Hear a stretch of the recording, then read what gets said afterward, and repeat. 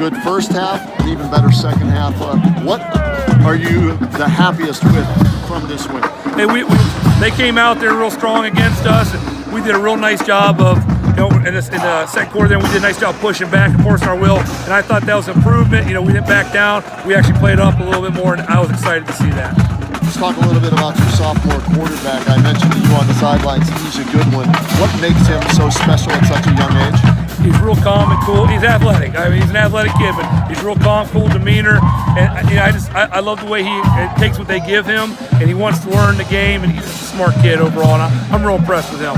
Your running game today, it looked like you just kept running the same play over and over because they couldn't stop it. Smart coaching. Yeah, well, yeah, they can't be. No, we wanted to. Yeah, you want to get the clock moving like Agrigold was having a nice thing. The O-line was doing a nice job. So, it was working, so we stuck with it. All right, 2 games left. You still have an outside shot at tying for the Federal League Championship, depending on what happens next week with Perry and McKinley as you close it out with Jackson in Week 10. Do you focus on that? Do you bring that up with your kids, or you just worry about, I think it's Bishop Hartley next week? It is Bishop Hartley. We got a good road trip ahead of us. We're attacking Bishop Hartley, everything we have.